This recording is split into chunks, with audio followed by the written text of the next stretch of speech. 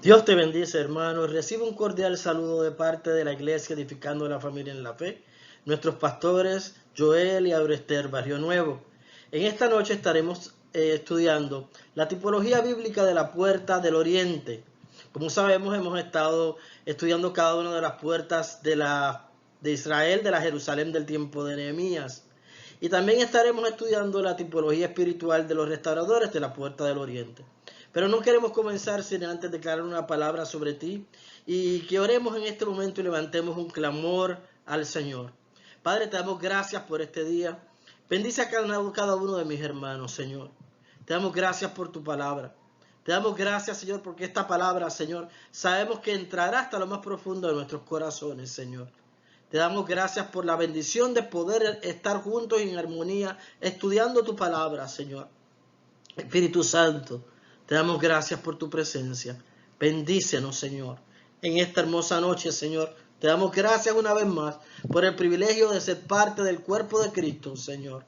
Nos cubrimos con la sangre del Cordero y te damos gracias, Señor, porque podemos ser llamados hijos de Dios. Amén. Nuestro texto base se encuentra en Nehemías 3, 28 al 29. Y la palabra nos dice así: desde la puerta de los caballos restauraron los sacerdotes, cada uno enfrente a su casa. Después de ellos restauró Sadoc, hijo de Immer, enfrente de su casa, y después de él restauró Semaías, hijo de Secanías, guarda de la puerta oriental.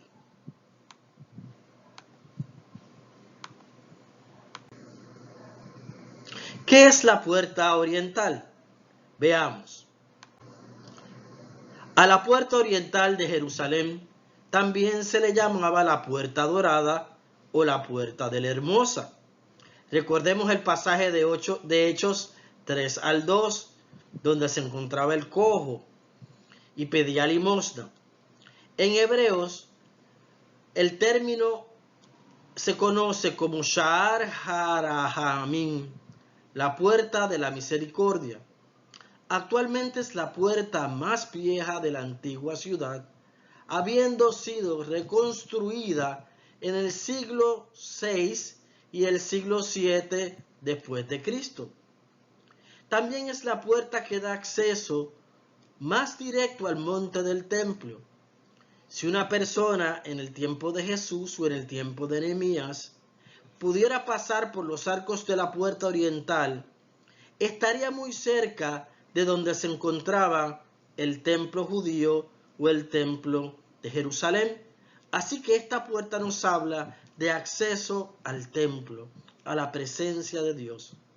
Cuando Jesús entró a Jerusalén desde el Monte de los Olivos en Mateo 21, usó esta puerta, una puerta en el mismo lugar que la actual puerta oriental o puerta dorada.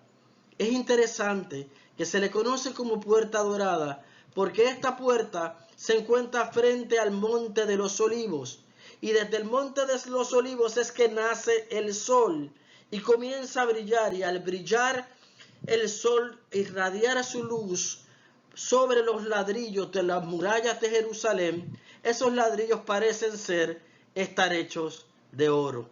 Y por eso se le conoce a la puerta oriental como la puerta dorada, como la puerta del sol. Esto nos recuerda a cuando la gloria de Dios se manifiesta y brilla sobre nosotros. Nuestro ser ocurre como ocurrió con Moisés. Nuestra vida cambia, nuestra vida brilla. Así como ocurrió con Moisés cuando estuvo delante de la presencia del Señor y tuvo que cubrir su rostro porque la gloria de Jehová estaba sobre él y brillaba, y no era posible que otros soportaran ver ese brillo y esa gloria. Así cada vez que nosotros tenemos un encuentro con el Señor, cuando restauramos la puerta dorada, la gloria del Señor se derrama sobre nuestras vidas y podemos ser irradiados por la gloria de Dios. No, ese yo de nosotros queda escondido, ese yo de nosotros merma para que la gloria de Dios sea reflejada a través de nuestras vidas. De eso nos habla la restauración de la puerta dorada o la puerta del oriente. La puerta oriental fue sellada en el 1540 a 1541 por orden de Solimán el Magnífico, un sultán del Imperio Otomano. Se cree que la razón por la cual se cerró la puerta oriental fue para evitar que el Mesías judío entrara en Jerusalén. Por esta razón es que hay delante de la puerta un cementerio musulmán, ya que el sumo sacerdote tiene prohibido atravesar un cementerio. Es decir, como había una profecía de que el Mesías entraría por esa puerta, Suleimán el Magnífico, el sultán del Imperio Otomano, cuando conquistaron a Jerusalén, tomó la decisión de cerrar la puerta y crear un cementerio musulmán frente a las afueras de esa puerta dorada, porque sabía que las profecías decían que el Mesías entraría por esa puerta desde el Monte de los Olivos, que cuando regresara el Mesías entraría por esa puerta, y sabía que el Mesías tenía la característica de ser un sumo sacerdote y que los sumos sacerdotes tenían prohibido atravesar un cementerio. Por lo tanto, él decidió tapiar la puerta, esas dos hojas de la puerta, y establecer un cementerio delante para que impedir el acceso a el Mesías por esa puerta. Lo que los árabes no sabían y los turcos es que el Mesías Jesús vino y venció a la muerte y que eso le dio la autoridad sobre ella y entrará por esa puerta como dicen proféticamente las escrituras y nadie se lo impedirá. La tradición judía dice que el Mesías pasará por la puerta oriental cuando venga a gobernar. El musulmán Solimán intentaba frustrar los planes del Mesías con casi 5 metros de cemento. La puerta oriental ha permanecido sellada durante casi unos 500 años. Así el enemigo pretende tapiar esa puerta, la puerta de nuestro corazón, la puerta de nuestra mente, creando fortalezas, sellando las puertas. ¿Para qué? Para que nosotros no podamos ver la gloria de Dios y que dudemos y que no estemos preparados para el regreso y la entrada triunfal de Jesús por esa puerta oriental, a buscar su iglesia, a establecer su reino y a establecer su reino sobre nuestras vidas. No permitas que el enemigo ponga bloques en esa puerta, que selle la puerta de tu corazón, para que esa puerta pueda estar presta a recibir al Rey de Gloria. Sin duda, los musulmanes tenían sus razones naturales, ya sea por miedo, para cerrar esa puerta, porque estaban gobernando luego, ¿verdad?, de la caída del Imperio Romano en Jerusalén. Pero hay una profecía bíblica que habla de esto. Ezequiel 44 del 1 al 2 ya establecía esa profecía del regreso del Mesías y que él iba a reconstruir a Jerusalén y que iba a entrar por esa puerta oriental. La palabra nos dice lo siguiente, en Ezequiel 44 del 1 al 2. Entonces me hizo volver por el camino de la puerta exterior del santuario, que da hacia el oriente, o sea, que da hacia la puerta oriental. Y estaba cerrada. Y el Señor me dijo, esta puerta estará cerrada, no se abrirá y nadie entrará por ella, porque el Señor Dios de Israel ha entrado por ella, por eso permanecerá cerrada. Esta profecía habla del tercer templo, que aún debe ser edificado.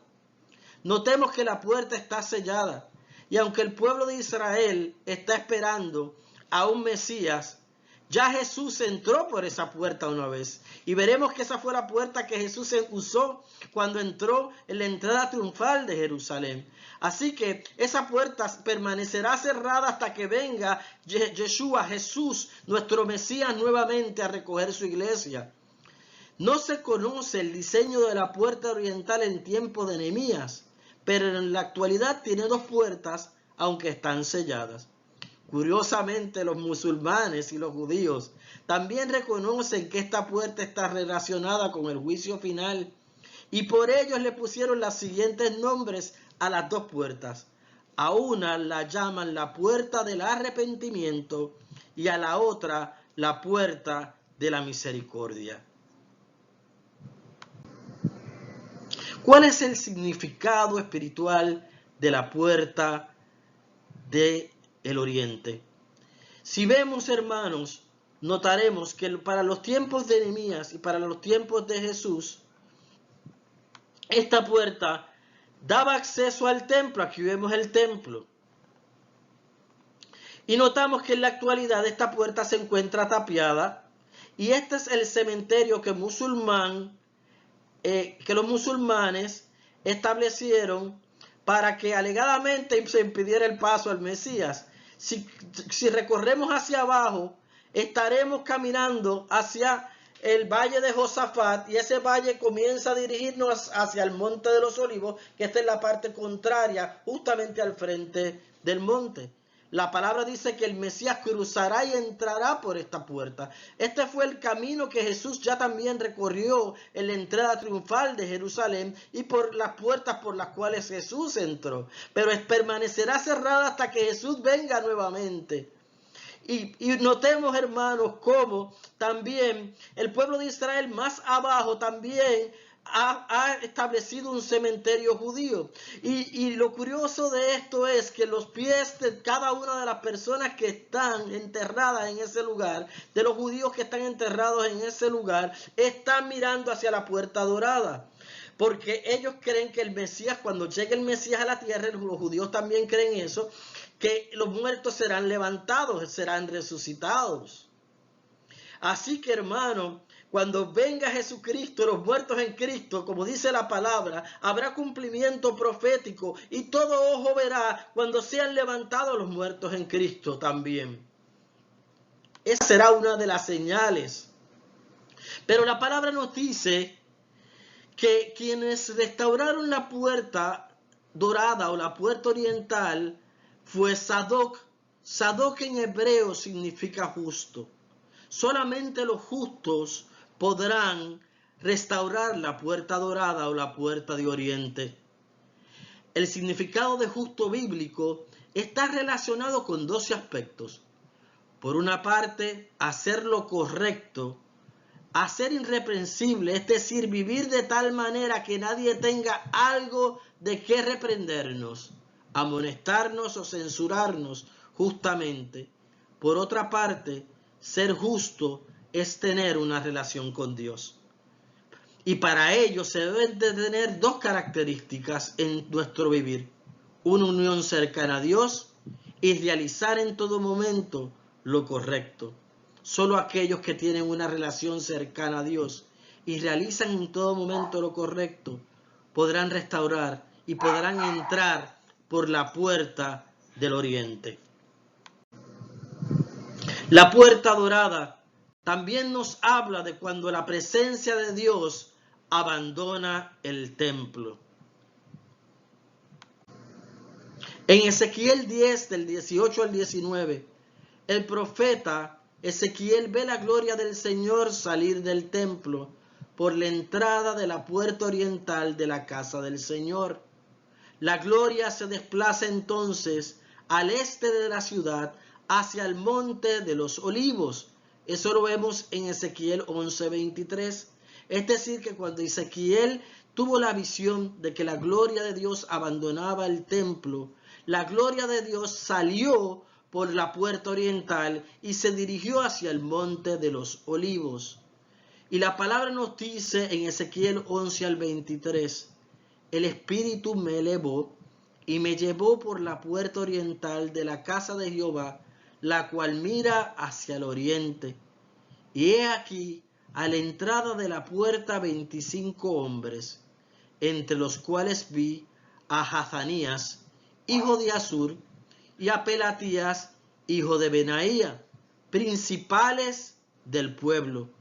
Y me dijo Dios, hijo de hombre, estos son los hombres que maquinan perversidad y dan en esta ciudad mal consejo, los cuales dicen, no será tan pronto, edifiquemos casas, esta será la olla y nosotros la carne. Por tanto, profetiza contra ellos, profetiza, hijo de hombre. Después alzaron sus querubines sus alas y las ruedas en pos de ellos, y la gloria del Dios de Israel estaba sobre ellos, y la gloria de Jehová se elevó de en medio de la ciudad, y se puso sobre el monte que está al oriente de la ciudad. Así que la palabra nos dice que debido a la perversidad y al mal consejo y a las actitudes de los principales de Israel, la gloria de Jehová fue abandonada. Esto nos está hablando como creyentes de que la gloria de Jehová puede ser quitada de nuestras vidas cuando no actuamos conforme al corazón de Dios. Cuando a través de nuestras actitudes no actuamos conforme a como Dios desea que sea honrada la gloria de Dios. A través de las maquinaciones, el mal consejo, los principales del pueblo fueron causa de que la gloria de Jehová fuera quitada del templo. Como líderes, como creyentes, es nuestra responsabilidad cuidar de la gloria de Dios. Cuidar lo que hablamos con nuestros labios, cuidar lo que pensamos, cómo hablamos, para que la gloria de Jehová no sea quitada. Es nuestra responsabilidad guardar esa puerta oriental, guardar la puerta oriental de nuestra casa, de nuestra vida, de nuestro templo, del cuerpo de Cristo, para que la gloria de Jehová no sea herida, no sea lastimada, porque la gloria de Jehová es precisamente el Espíritu Santo. Y el Espíritu Santo, como paloma, puede ser lastimada, puede ser herido. Y es nuestra responsabilidad como creyentes guardar y proteger esa gloria que nos ha sido dada. Esto también ocurrió al pueblo de Israel en 1 Samuel del 4 al 10, cuando los filisteos robaron el arca al pueblo de Israel. Nos dice la palabra que pelearon pues los filisteos, e Israel fue vencido, y huyeron cada cual a sus tiendas. Y fue hecha muy grande mortandad, pues cayeron de Israel 30,000 hombres de a pie. En esta historia, Israel perdió 30,000 hombres. Pero ¿por qué sucedió esto si Dios estaba protegiendo a Israel? ¿Por qué sucedió esto si el arca de Jehová estaba allí? Porque el arca sin presencia de Dios es nada. Nosotros somos arcas vivas. El arca, sin la Shekinah de Jehová, sin la presencia de Dios, si el enemigo logra quitar a través de nuestros actos y alejar la Shekinah de Jehová de nuestras vidas, seremos vencidos, seremos derrotados. Por eso tenemos que cuidar y preservar esa Shekinah, ese cabot, ese peso de gloria sobre nuestras vidas, sobre nuestra iglesia. No podemos contrictar al Espíritu Santo. ¿Por qué se fue la presencia del Señor de Israel? Fue porque la presencia de Dios no estaba en sus vidas. El verso 19, vemos como la palabra le llama a aquel lugar, a un hijo que nació, un bebé que nació en ese momento, de una de las esposas de uno de los sumos sacerdotes, de los hijos de Elí, le llamaron Icabod, que significa sin gloria. La gloria de Dios los dejó, se convirtió su bendición en Icabod, o sea, perdieron su bendición. Por eso nosotros tenemos que cuidar nuestra bendición. Tenemos que cuidar nuestra bendición para que nuestra bendición no se transforme en Icabod. O sea, porque Icabod quiere decir la gloria de Dios le fue quitada. En este capítulo el arca fue capturada y Dios dejó a Israel, por lo que sufrieron grandes pérdidas. Pero ¿qué es la presencia de Dios? La presencia de Dios es la persona de Dios mismo, revelado en un tiempo específico, en este tiempo. Cuando la presencia de Dios se manifiesta, usted la siente. Su presencia es tangible. Usted puede sentirla, usted puede verla, puede oírla, puede sentirse y puede verse en el ámbito espiritual. La presencia también puede percibirse. Dios desea manifestar su gloria sobre nuestras vidas, hermanos. Pero ¿qué hace o por qué no podemos sentir en ocasiones la presencia de Dios? ¿Qué hace que nuestra vida se convierta en Icabod? ¿Qué hace que la gloria de Jehová ya no esté en nuestras vidas? Cuando usted no puede sentir o percibir la presencia de Dios, es porque el pecado y la iniquidad anda rondando. La iniquidad es la presencia de algo torcido, algo perverso. Y usted dirá, por algo perverso, ¿sí? Porque el pecado proviene de Satanás y Satanás es perverso. No importa cuál sea el tamaño del pecado o el tipo de pecado. Es la maldad, es la injusticia. Cuando estas cosas están presentes en una persona, se crea una pared haciendo imposible sentir la presencia y verla manifestada. Por eso un ambiente puede saturarse de perversidad, porque cuando usted entra a un lugar, usted carga lo que usted lleva en su corazón. Si usted carga gloria, gloria se va a manifestar. Si usted carga iniquidad, maldad y cosas malas, chisme, o carga cosas que constrictan al Espíritu Santo, pensamientos que pueden constrictar al Espíritu Santo, eso es lo que va a usted manifestar, y de eso es que usted va a saturar el ambiente. La palabra de Isaías 59:12 es claro y nos dice: pero vuestras iniquidades han hecho división entre vosotros y vuestro Dios, y vuestros pecados han hecho ocultar de vosotros su rostro para no oír. Eso se encuentra en Isaías 59:2. Así que debemos de velar de qué estamos siendo portadores. ¿Cómo podemos tener acceso a la presencia? ¿Cómo podemos lograr que esa presencia de Dios llegue a nuestra vida? A través de la oración y la adoración. Es que la presencia se manifestará porque de la adoración es reconocer a Dios. El hombre fue creado para adorar. Cuando hay una constante progresión de adoración, la presencia se siente más fuerte. Según usted va entrando y subiendo sus niveles de adoración, la presencia de Dios se va a manifestar. Y usted dirá, ¿por qué? Porque Dios habita en medio de la alabanza de su pueblo. Esa es la atmósfera en que Dios habita, en medio de la alabanza de su pueblo. La adoración crea una atmósfera donde la presencia de Dios se manifiesta. Por eso cuando los adoradores comienzan a cantar en la iglesia, cuando los danzores comienzan a danzar delante de la presencia del Señor, van creando un portal, una manifestación, una puerta. Esa puerta de oriente comienza a abrirse y va entrando el Rey de Gloria, porque vamos creando una atmósfera igual a la que se está manifestando en el cielo. El reino de Dios, la atmósfera del reino de Dios se manifiesta sobre la casa. Por eso es que usted comienza a ver la manifestación del poder del Espíritu Santo. Pero cuando nosotros le restamos importancia a la adoración, limitamos la adoración, cortamos el fluir del Espíritu Santo. Por eso es que la adoración es tan importante como la palabra. Porque la palabra sin presencia es nada. Dios desea que haya un balance entre palabra y adoración. Porque lo que mueve a Dios es su palabra, pero la palabra sin presencia de Dios, sin adoración, sin manifestación del poder de Dios, es nada. Por eso es que nosotros podemos conocer mucha palabra, pero si no somos adoradores, no vamos a poder alcanzar lo que Dios, el propósito de Dios en nuestra vida, porque lo que trae, ¿verdad?, el reino de Dios, la manifestación de Dios a la tierra, es la adoración. Es el ser conscientes de Dios en nosotros en el momento presente. Estar consciente de Él como si Dios estuviera justo al frente suyo. Recuerde que el Espíritu Santo mora en usted.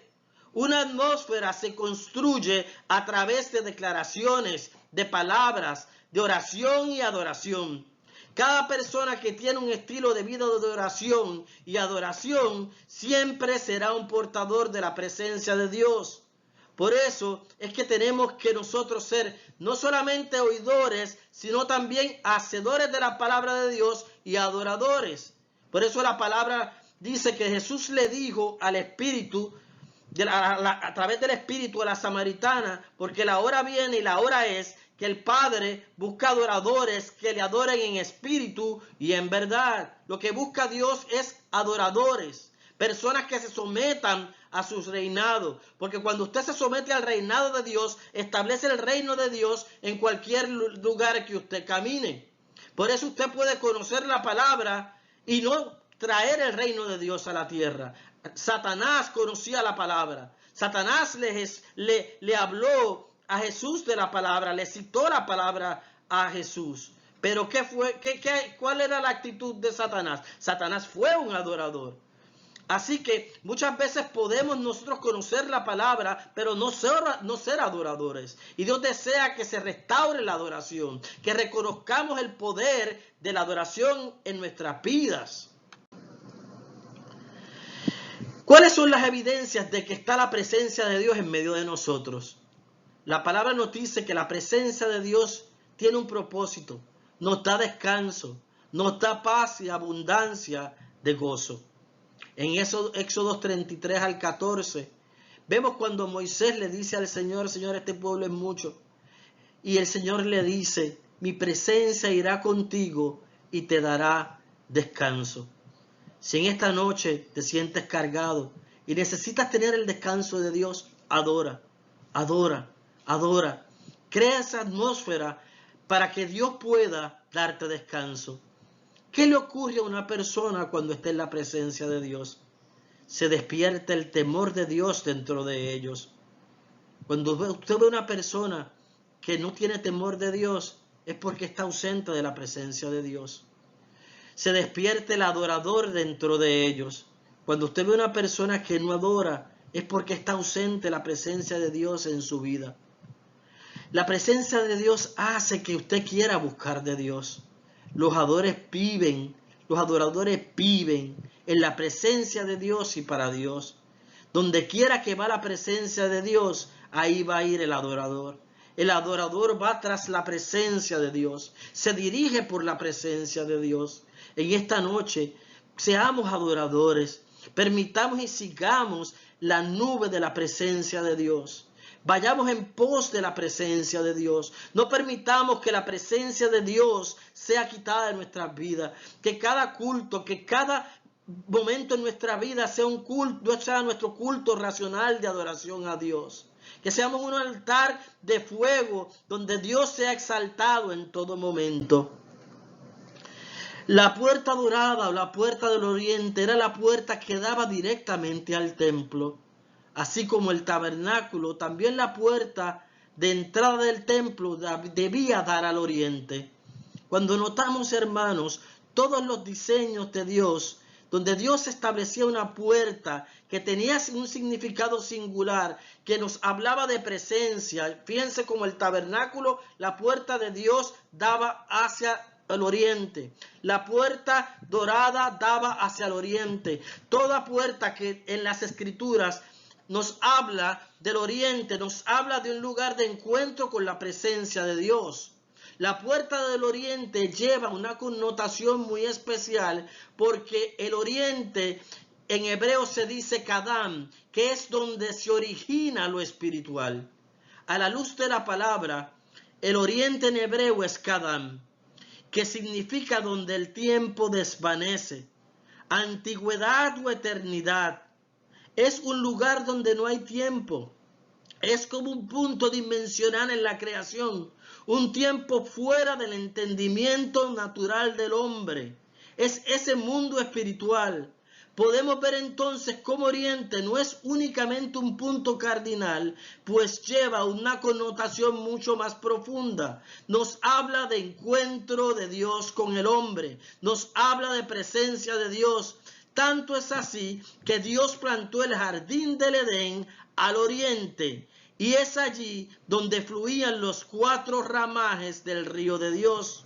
Vemos cómo no solamente en la puerta del templo, la puerta del tabernáculo, sino que la puerta de Jerusalén principal por donde entraría el Mesías era la puerta del oriente. La puerta del jardín del Edén era la puerta del oriente, porque el oriente representa ese mundo espiritual, ese lugar de origen. Dios queriendo devolver al hombre a su lugar de origen, a la relación de origen que él tuvo con Adán y Eva en el huerto del Edén. Edén, una relación de presencia, una relación de autoridad, una presencia, un lugar de reinado, una relación de encuentro con Dios cara a cara. Esto nos lleva a los principios de la creación. Es una puerta muy singular donde está el oriente. Por eso el pueblo de Israel, cuando ellos oran, los judíos oran hacia el oriente, porque en el mundo espiritual ellos reconocen que el oriente representa el lugar del Edén, representa la búsqueda, el lugar, el origen, la búsqueda de los orígenes. ¿Y el origen de qué? Del mundo espiritual, del plan de salvación, del plan que Dios tenía para el hombre desde el principio, el que el hombre tuviera una relación cara a cara con Dios. ¿Cuál es la consecuencia de encontrarnos en una atmósfera equivocada? ¿Cuál es la consecuencia de que la puerta del oriente sea cerrada en nuestras vidas? En el libro de Génesis vemos que Dios creó una atmósfera antes de crear al hombre. Cuando Dios creó el Edén, tenía la atmósfera del cielo. Era un lugar de completa abundancia, provisión y paz, porque su presencia estaba allí. Cuando hablamos de la puerta del oriente, es por ver a la atmósfera creada por Dios. Si no estamos en la atmósfera adecuada, nuestros dones y llamados no se desarrollarán a su máximo potencial. Dios crea atmósferas intencionalmente, formadas y diseñadas para que crezcamos. En la presencia de Dios podemos crecer. En la presencia de Dios tendremos el máximo potencial. En la presencia de Dios nuestro ministerio crecerá. En la presencia de nuestro Dios, nuestras vidas serán como árbol plantado junto a las corrientes de las aguas, que da fruto a su tiempo y su hoja no cae. Porque es la presencia del huerto del Edén, es la presencia que Dios ha diseñado para nosotros desde el principio, desde la eternidad.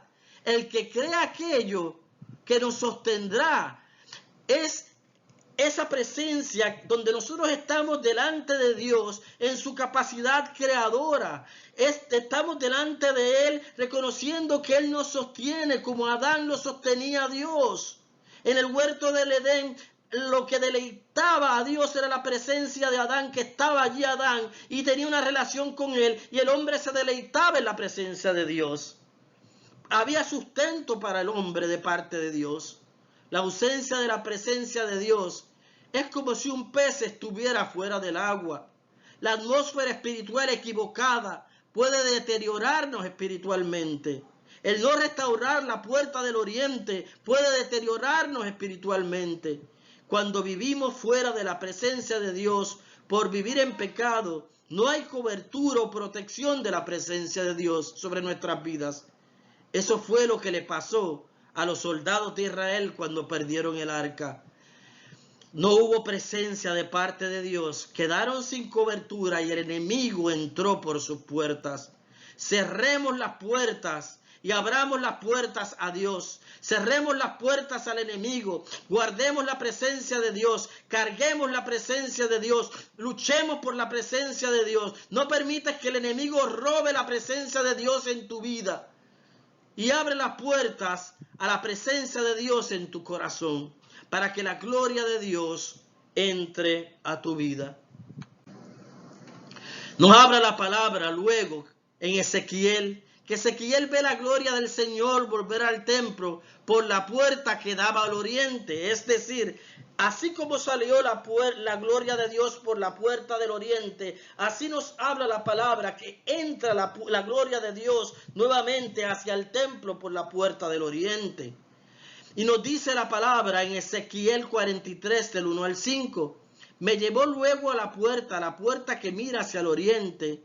Y he aquí la gloria de Dios de Israel, que venía ¿de dónde? Venía del oriente.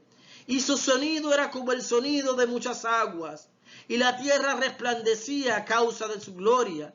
Y el aspecto de lo que vi era como una visión, como aquella visión que vi cuando vine para destruir la ciudad. O sea, como aquella visión que él vio cuando la gloria de Dios abandonó el templo. Pero ahora ve esta misma visión regresando la gloria de Dios. Y sigue diciendo, y las visiones eran como la visión que vi junto al río Quebar, y me postré sobre mi rostro, y la gloria de Jehová entró a la casa por la vía de la puerta que daba al oriente. La gloria de Jehová representa la puerta del oriente. La entrada del Espíritu a nuestras vidas se manifiesta o se tipifica a través de la puerta del oriente. Dice la palabra: y me alzó el Espíritu y me llevó al atrio interior. He aquí que la gloria de Jehová llenó la casa. El versículo 6 nos sigue diciendo: y oí uno que me hablaba desde la casa, y un varón estaba junto a mí y me dijo: hijo de hombre, este es el lugar de mi trono, el lugar donde posaré las plantas de mis pies, en el cual habitaré entre los hijos de Israel para siempre, y nunca más profanará la casa de Israel mi santo nombre, ni ellos ni sus reyes con sus fornicaciones, ni con los cuerpos muertos de sus reyes en sus lugares altos. Así vemos cómo Ezequiel nos está hablando que las plantas de Dios serían establecidas sobre el monte, ¿verdad? Sobre el templo. ¿Y qué quiere decir entonces? Esto nos habla del regreso del Mesías. Esto es una profecía sobre el regreso del Mesías. Nos está diciendo que así como Ezequiel vio que la gloria de Jehová abandonó el templo, así nos habla también del regreso del Mesías. Ese posar de los pies de Dios sobre el templo nos habla de que el Mesías entrará por la puerta oriental y establecerá sus pies, la planta de sus pies sobre el templo de Dios. Por eso nos habla de que nunca más se profanará la casa de Israel, ni su santo nombre, ni los reyes con sus fornicaciones, ni con los cuerpos muertos de sus reyes se profanará el lugar santo. La puerta del oriente nos habla de la restauración de nuestra identidad como creyentes. ¿Qué quiere decir identidad? ¿Qué es la identidad? La identidad es un conjunto de características propias de una persona o un grupo y que permiten distinguirlos del resto. Identidad es una marca. Identidad es el conjunto de características que nos identifican. Estamos hablando que la puerta del oriente nos habla de la restauración de nuestra identidad como creyentes, de lo que somos como creyentes, de lo que nos distingue como creyentes. Como dice un sticker que a veces se ponía en las puertas de los carros: si eres cristiano, que se te note. ¿Cómo se va a notar? A través de esa identidad, de las características que nosotros manifestamos. La iglesia edificando a Cristo en la fe es una iglesia que tiene identidad, que se nota la presencia de Dios. Para saber cuál es nuestra verdadera identidad como hijos de Dios, es importante escudriñar las Escrituras, donde podemos encontrar todas las respuestas a nuestros interrogantes. Al respecto, el libro de Juan 1 al 12 y el versículo 13 nos muestra lo siguiente: mas a todos los que le recibieron, a los que creen en su nombre, les dio potestad de ser hijos de Dios, los cuales no son engendrados de sangre, ni de voluntad de carne, ni de voluntad de varón, sino de Dios. Mi identidad como hijo de Dios. En este sentido, las Sagradas Escrituras nos muestran que somos hijos de Dios y que esta es nuestra identidad en esta tierra, por lo cual debemos estar claros en quiénes somos y cuál es nuestro propósito en este mundo. Te pregunto yo, ¿sabes tú cuál es tu identidad? ¿Sabes cuál es tu propósito? ¿Reconoces tú cuál es tu verdadera identidad como hijo de Dios? Esa contestación nos la daremos internamente cada uno de nosotros. Nos evaluaremos y sabremos si reconocemos nuestra identidad. Pero sí te digo hoy, Dios quiere que tú reconozcas que tu identidad es ser hijo de Dios. Esa es tu identidad. Tú eres un hijo y una hija del Rey de Reyes y Señor de Señores. Génesis 3, del 3 al 6 nos dice: Pero la serpiente era astuta, más que todos los animales del campo de Jehová, que Dios había hecho, la cual dijo a la mujer: con que Dios ha dicho, no comáis de todo árbol del huerto. Y la mujer respondió a la serpiente: del fruto de los árboles del huerto podemos comer, pero del fruto del árbol que está en el medio del huerto, dijo Dios, no comeráis de él, ni le tocaréis, para que no muráis. Entonces la serpiente dijo, observa hermano esto, entonces la serpiente dijo a la mujer: no moriráis, sino que sabe Dios que el día que comáis de él, serán abiertos vuestros ojos y seréis como Dios, sabiendo el bien y el mal. Notemos que lo primero que hizo el enemigo en el jardín del Edén, que se encontraba en el oriente, es poner duda en Eva y en Adán sobre su identidad. Ese es lo mismo que hará el enemigo para afectar la puerta del oriente de tu vida, la puerta de tu identidad como creyente. Te dirá: ¿sabes qué? Tú no eres hijo de Dios.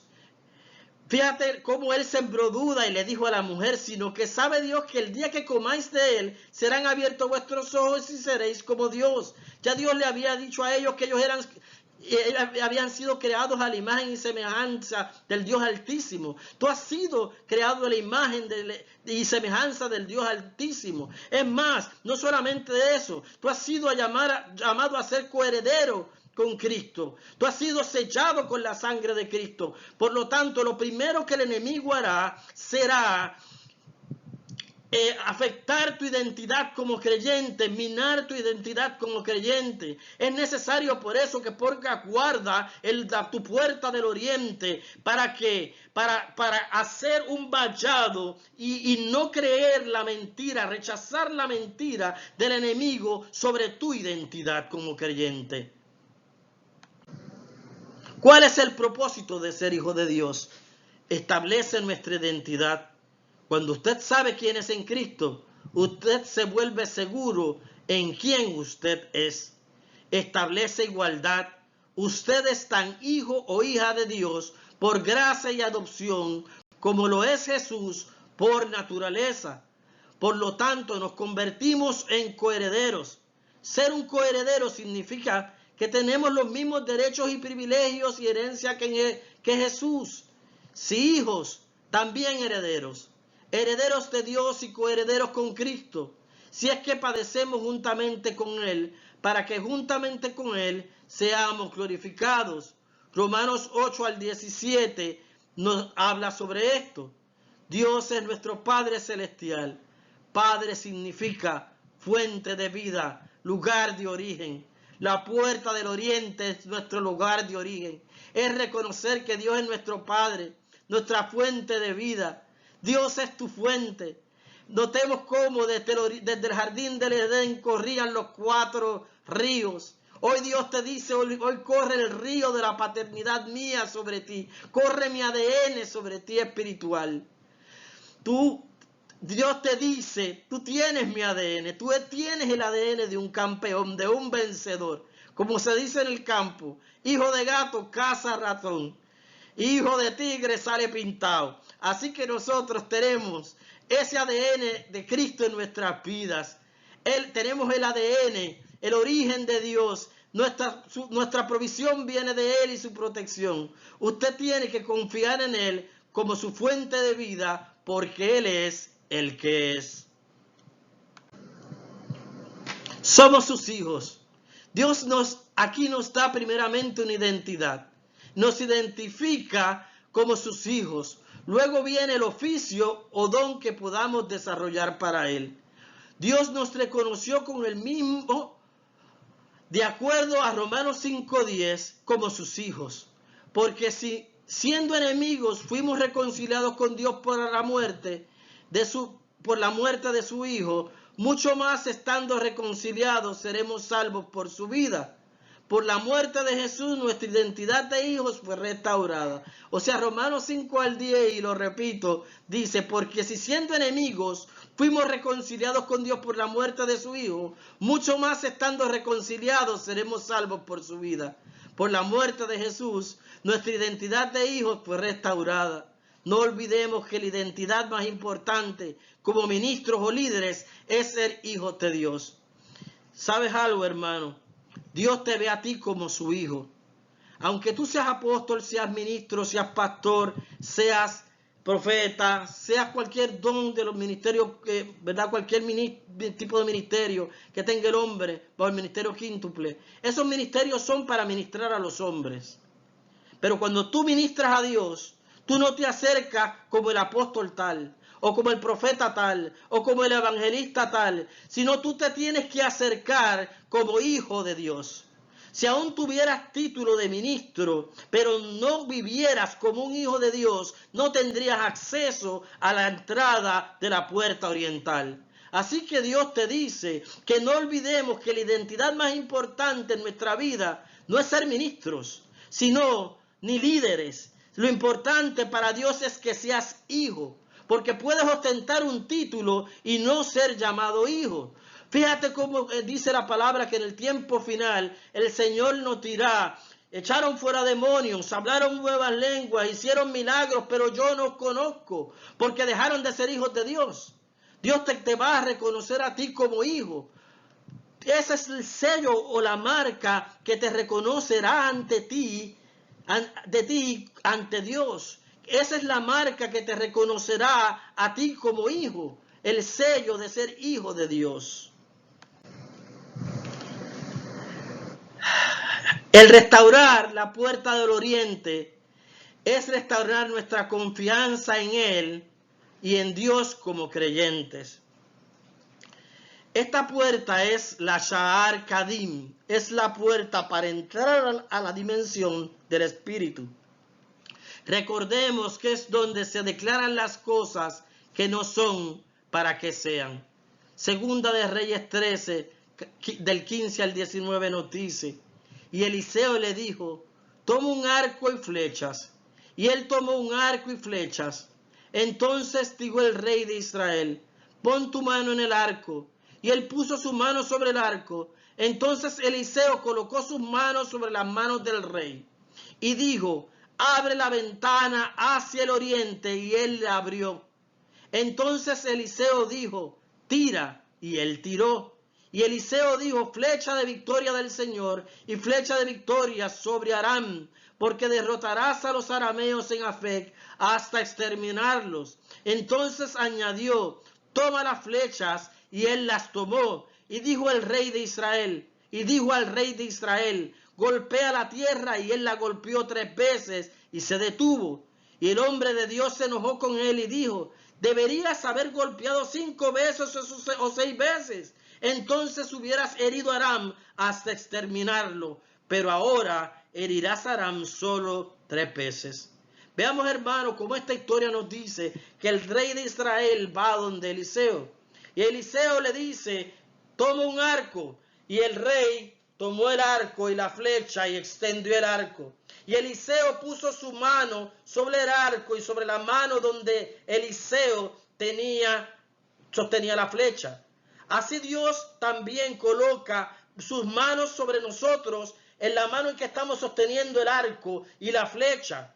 Dios está en estos momentos diciéndote a ti: extiende ese arco, extiende la flecha, así como Eliseo colocó sus manos sobre las manos del rey. ¿Y qué ocurrió? Le dijo Eliseo al rey: tira. Y el rey tiró. ¿Y qué ocurrió? Le dijo también: toma las flechas y tíralas hacia el oriente. Abrieron la puerta del oriente. Y Eliseo le dijo: él golpea la tierra. Y el rey golpeó 3 veces y se detuvo. ¿Y qué ocurrió? Dios le dijo a través de Eliseo al rey: si hubieras golpeado 6 veces, entonces hubieras herido a Aram hasta exterminarlo. Pero ahora herirás a Aram solo 3 veces, porque solo 3 veces tiraste la flecha. ¿Cuántas veces Dios nos dice: abre la ventana del oriente, abre la ventana de la confianza, de la fe, y lanza tu flecha? Tira las flechas, no te detengas, porque así como sea tu fe, así tú alcanzarás. Así cuantas veces tú extiendas el arco que Dios ha puesto en tus manos, Por la palabra nos dice que Él nos da la fuerza para atesar el arco de bronce. Así cuantas flechas tú tiras, así cuanto alcance tu fe, así tú recibirás cuando tú abres la puerta del oriente. Porque la puerta del oriente es el lugar espiritual donde Dios abre esas ventanas de los cielos para que tú recibas tu bendición. Conforme sea tu fe, así tú has de recibir. Hoy Dios te dice, extiende tus flechas, levanta tus flechas, tíralas a través de la puerta de la fe, la puerta del oriente, de tu lugar de hijo como creyente, para que venzas al enemigo, para que alcances tu promesa como iglesia y como cuerpo del Cristo. Hechos 3 del 1 al 10 nos dice, Pedro y Juan subían juntos al templo a la hora novena, la de la oración. Notemos, hermanos, cómo aquí se repite el número 9 y esta era la puerta número 9. Y era traído un hombre cojo de nacimiento a quien ponían cada día a la puerta del templo que se llamaba la Hermosa.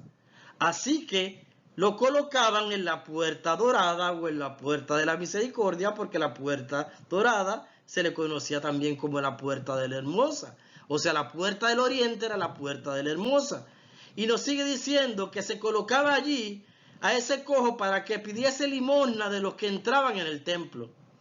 Este cojo, cuando vio a Pedro y a Juan que iban a entrar al templo, les rogaba que le diese limosna. Pero cuando Juan, fijando en él los ojos, le dijo, míranos. Entonces él les estuvo atento, esperando recibir de ellos algo.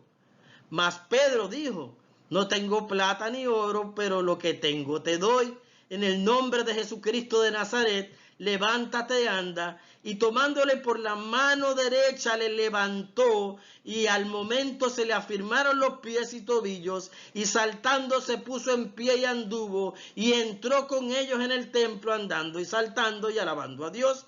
Y todo el pueblo le vio andar y alabar a Dios, y le reconocían que él era el que se sentaba a pedir limosna a la puerta del templo, la Hermosa, o la puerta del oriente, y se llenaron de asombro y espanto por lo que había sucedido.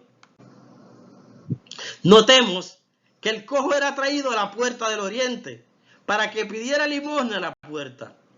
Pedro y Juan, ¿qué hicieron? Lo primero que hicieron fue fijar los ojos en los ojos del ciego y le dijeron, míranos. Entonces él les estuvo atento esperando recibir de ellos algo. A veces nos conformamos como este cojo en recibir una limosna, en permanecer en nuestra condición. Y Jesús nos pide, como Pedro y como Juan, nos dice, mírame. ¿Para qué? Porque cuando tú miras a Jesús, se requiere un cambio de visión. Y cuando ese cambio de visión, cuando ese cojo miró a Pedro y a Juan, y cuando nosotros miramos a Jesús como cojos y reconocemos nuestra condición y lo miramos, comenzamos a vernos como Jesús nos ve. No fue que hasta el cojo miró a Pedro y a Juan cuando su condición cambió. Para que tengamos un cambio de condición, tenemos que tener un cambio de visión. Jesús pide que fijemos nuestra mirada en Él. Entonces dice la palabra, y tomándolo por la mano derecha le levantó. Hermanos, fíjense esto, ¿dónde está sentado Dios? Nos dice la palabra. A la diestra de Dios Padre. ¿Por dónde tomó Pedro y Juan a este cojo? Por la mano derecha. Que esto es tipo de que le estaban dando un lugar en el reino a este cojo. Y al momento se le afirmaron sus pies y sus tobillos, y saltando se puso en pie y anduvo, y entró con ellos al templo, andando y saltando y alabando a Dios. Entró al templo caminando puesto en pie, dejando de ser cojo. Esto nos habla de entrar a la casa de Dios, a los brazos de Dios como hijos, para que nos podamos sentar y reinar con Él a la diestra de Dios Padre. Ya su identidad no sería la del cojo que estaba postrado en la puerta dorada o en la puerta de la hermosa, sino la del cojo que Dios levantó y sanó y le dio un lugar en el reino. Por eso dice la palabra que este cojo pudo entrar al templo, a la casa, a un lugar donde le estaba prohibido por su propia condición, que no le permitía entrar al lugar, al templo, entrar a la casa del Padre. Al él ser restaurada su visión, al levantarse su mano, a él reconocer que ya su condición no era de cojo, sino de un hombre libertado, de un hombre libre, liberado, un hombre hijo del reino, entonces pudo entrar a la casa del Padre. Dios hoy te dice, suelta la cojera, suelta todo aquello que impide tu entrada a mi casa y apoderarte de los tesoros que yo tengo para ti como hijo del reino, y sé sano. Es la puerta que nos llama al arrepentimiento y a la misericordia. Veamos.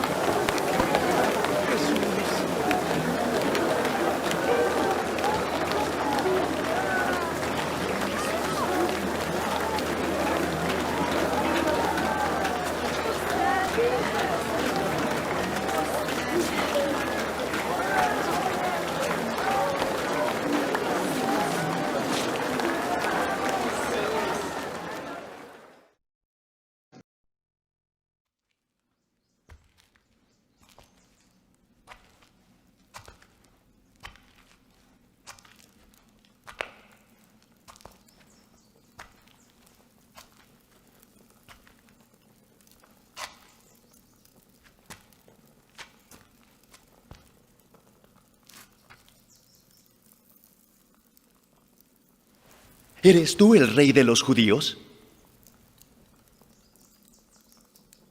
¿Dices tú esto por ti mismo? ¿O te lo han dicho otros de mí? ¿Acaso soy judío?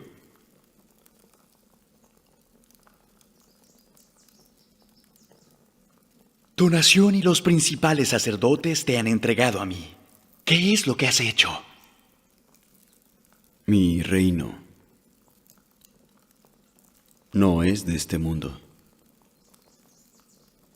Si mi reino fuera de este mundo, mis servidores pelearían para que yo no fuera entregado a los judíos. ¿Eres tu rey entonces? Tú dices que yo soy rey. Yo para esto he nacido. Y para esto he venido al mundo, para dar testimonio de la verdad. Todo aquel que es de la verdad oye mi voz.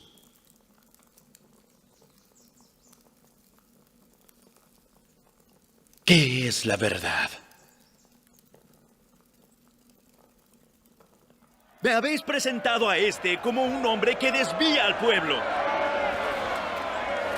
Y he aquí, habiéndole interrogado, no he hallado culpa alguna en este hombre de lo que le acusáis. Lo envié a Herodes. Y tampoco él halló que ninguna cosa digna de muerte ha hecho. Yo le soltaré entonces después de haberle castigado.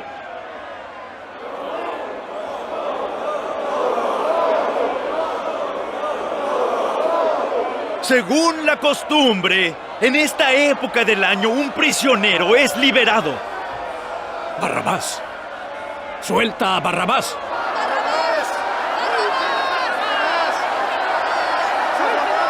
¿Qué pues haré con Jesús, que es llamado el Cristo? ¡Crucificadlo! ¡Crucificadlo! ¡Suelten a Barrabás! ¡Suelten a Barrabás! ¡Que lo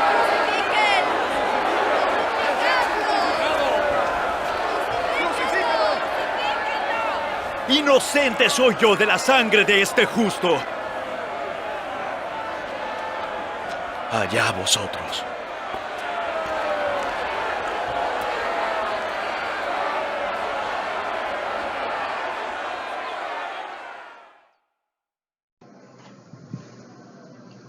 Jesús entró por esa puerta en su entrada triunfal. Cabalgaba sobre un pollino. Lucas 19 del 28 al 44 nos dice: dicho esto, iba adelante subiendo a Jerusalén, y aconteció que llegando cerca de Betfagé y de Betania, al monte que se llama de los Olivos, envió dos de sus discípulos, diciendo: id a la aldea de enfrente, y al entrar en ella hallaréis un pollino atado, en el cual ningún hombre ha montado jamás. Desatadlo y traédmelo. Y cuando llegaba ya cerca de la bajada del monte de los Olivos, o sea, recuérdense que habíamos dicho que la puerta de la Hermosa estaba frente al monte de los Olivos. O sea, para llegar a la puerta de la Hermosa había que cruzar a través del valle y llegábamos al monte de a la puerta de la Hermosa. O sea que el monte de los Olivos, desde el monte de los Olivos se bajaba hacia la puerta de la Hermosa o la puerta dorada. Y cuando llegabas ya cerca de la bajada del monte de los Olivos, toda la multitud de los discípulos, gozándose, comenzó a alabar a Dios a grandes voces por todas las maravillas que habían visto, diciendo: bendito el Rey que viene en el nombre del Señor, paz en el cielo y gloria en las alturas. Entonces algunos de los fariseos de entre la multitud le dijeron: Maestro, reprende a sus discípulos. Él respondiendo les dijo: os digo que si estos callaran, las piedras clamarían. Y cuando llegó cerca de la ciudad, al verla, lloró sobre ella, diciendo: oh, si también tú conocieses, a lo menos este día, lo que es para tu paz, mas ahora está encubierto tus ojos, porque vendrán días sobre ti, cuando tus enemigos te rodearán con vallado, te sitiarán y por todas partes te estrecharán, y te derribarán a tierra, y a tus hijos dentro de ti, y no dejarán en ti piedra sobre piedra, por cuanto no conociste el tiempo de tu visitación. Así que vemos cómo Jesús entra, lo montan en un pollino y comienza toda la multitud a alabarle, a bendecirle. Y Jesús, al entrar a la ciudad, lloró y le dijo: este es el tiempo de tu visitación. Lloraba porque ellos, a pesar de que lo alababan, no reconocían que era el tiempo de su visitación. Esta puerta nos habla de arrepentimiento y misericordia. Nos habla de arrepentimiento porque el arrepentimiento nos permite ver el tiempo de la visitación de Dios.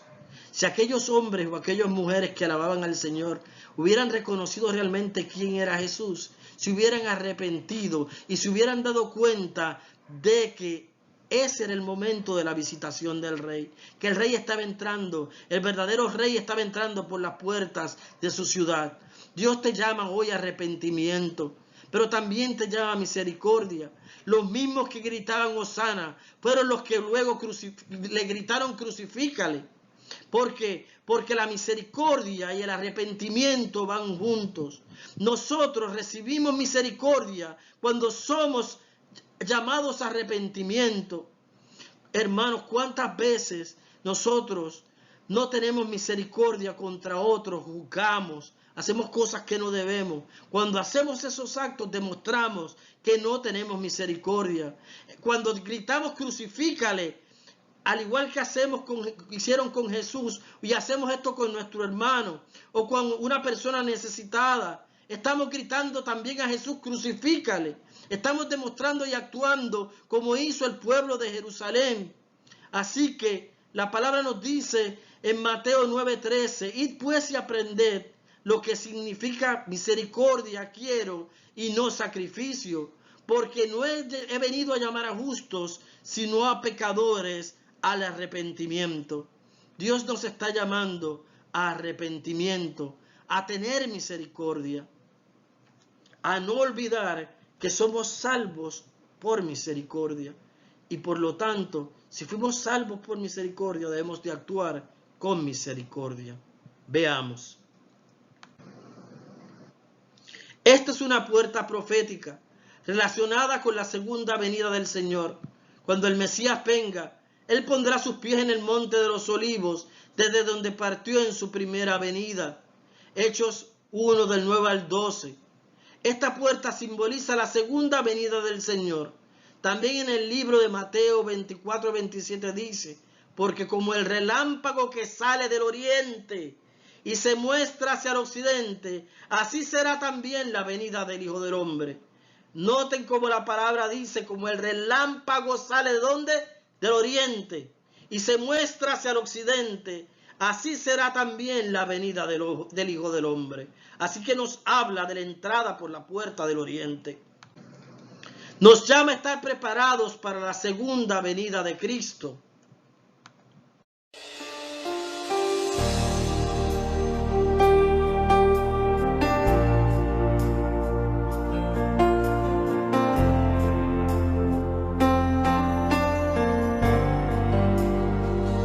Aquí estás, debemos mover,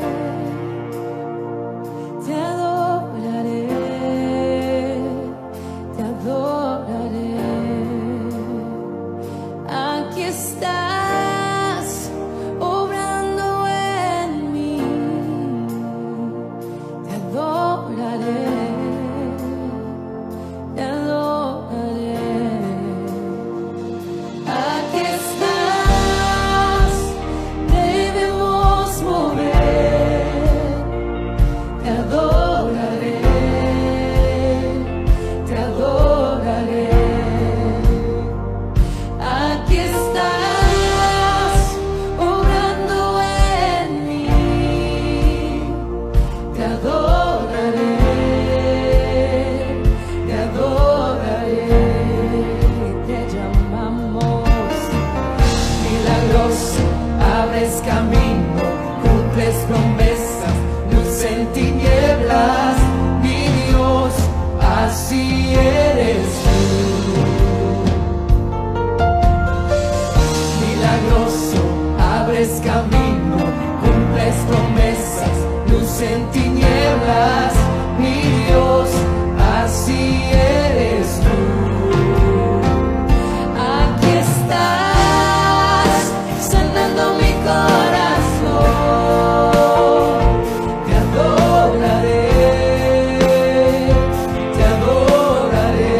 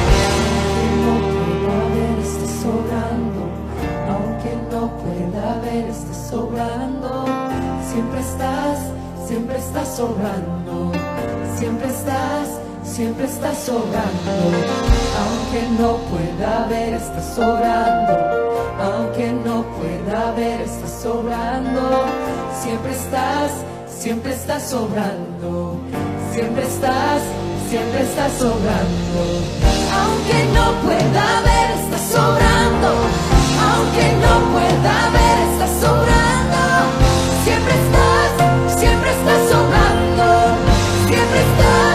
siempre estás sobrando, aunque no pueda ver, estás sobrando, aunque no pueda ver, estás sobrando, siempre estás sobrando, siempre estás sobrando, milagroso, abres camino, cumples promesas, luz en tinieblas, mi Dios, así eres tú.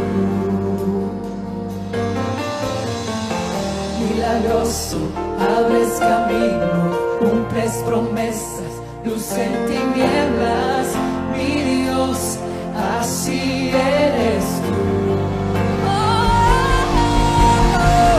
Milagroso, abres camino, cumples promesas, luz en tinieblas, mi Dios, así eres tú. Milagroso, abres camino, cumples promesas, luz en tinieblas, mi Dios, así eres tú. Solo así eres tú.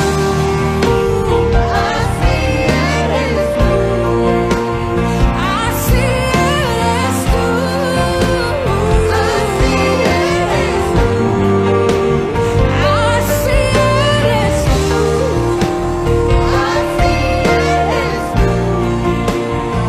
Así eres tú. Así eres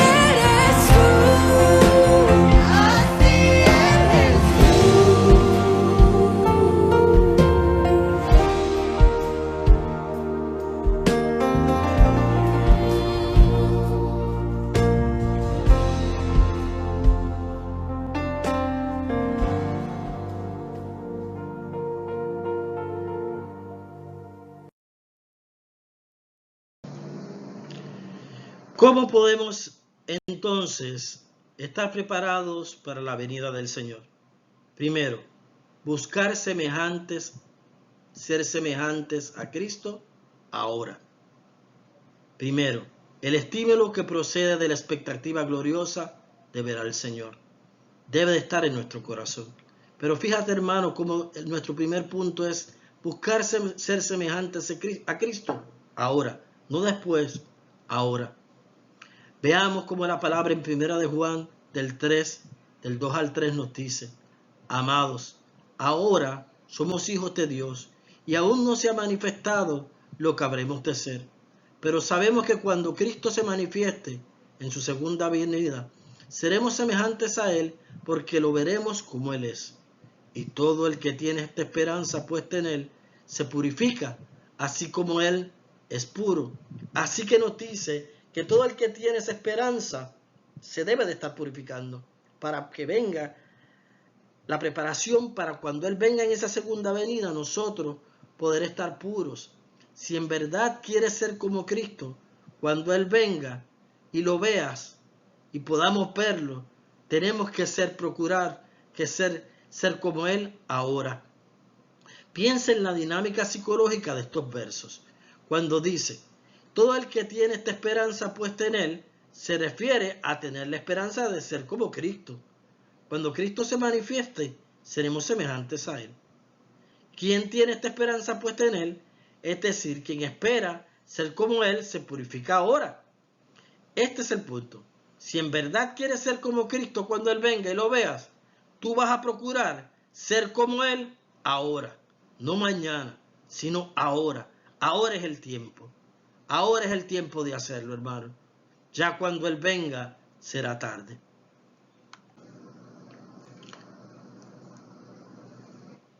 Esto nos recuerda la parábola de las 10 vírgenes, donde la conclusión de toda la parábola era la siguiente. ¿Cómo te preparas? Fíjense como la parábola nos dice, velen pues, no saben ni el día ni la hora. Ahora bien, ¿qué significa eso? Tanto las vírgenes prudentes como las insensatas estaban dormidas y no se les hizo crítica alguna. Ese no es el problema. El problema no es estar dormido. El problema es no velar. Y no velar significa el no estar pendiente al tiempo de Dios. El maestro nos ha dado una asignación que lleva a cabo una responsabilidad de una utilización de unos dones, de unos recursos, de el santificarnos y purificarnos. El maestro nos ha dado una asignación que llevar a cabo mientras Él no ha llegado. Y son dones, salud, recursos, habilidades, oportunidades, relaciones. Velar significa hacer muy bien tu trabajo por amor a Cristo. Ellas tenían una asignación. A veces en esa asignación nos cansamos, pero el cansancio o el quedarse dormido en ocasiones, a veces nos sentimos tan cansados, pero cansados aún podemos estar velando. Así que nuestra responsabilidad es tener nuestras lámparas, tener aceite y responder al anuncio cuando se ha dado. Ahí viene el novio. Ahí, ellas debían iluminar el camino para que el novio pudiera entrar. Ellas hicieron su trabajo como debían y entraron. Estaban moralmente y espiritualmente listas. Y se podría decir profesionalmente despiertas. Hicieron su trabajo de la manera que Dios quería que lo hicieran. Eso es lo que encuentras en todo el Nuevo Testamento. El Nuevo Testamento se trata de eso. Y el Viejo también. El Maestro nos ha dado asignaciones que llevar a cabo mientras Él no está. Dones, recursos, habilidades, dinero, oportunidades, relaciones, disciplinas espirituales. Todos esos son ámbitos en los que hacemos nuestro trabajo con fidelidad y diligencia. Te pregunto, ¿qué estás haciendo tú con los dones que no te pertenecen? Le pertenecen a Él. ¿Qué estás haciendo tú con tus recursos, tu dinero, las habilidades, las oportunidades, las relaciones, las disciplinas que te he entregado espirituales? Todos esos son ámbitos que le pertenecen a Él. ¿Estás preparado tú para poder entrar por esa puerta de la misericordia? ¿Estás preparado tú para entrar por esa puerta del arrepentimiento? ¿Has restaurado tú la puerta de la misericordia en ti? ¿Has restaurado tú la puerta del arrepentimiento en ti? ¿Has reparado esa puerta dorada para que el Mesías, Yeshua, pueda regresar y entrar juntamente contigo por esa puerta? ¿Estamos preparados para la segunda venida de Cristo? En esta hora, hermanos, voy a hacer una oración contigo, no sin antes pasar a los últimos objetivos que estaremos viendo en las próximas clases.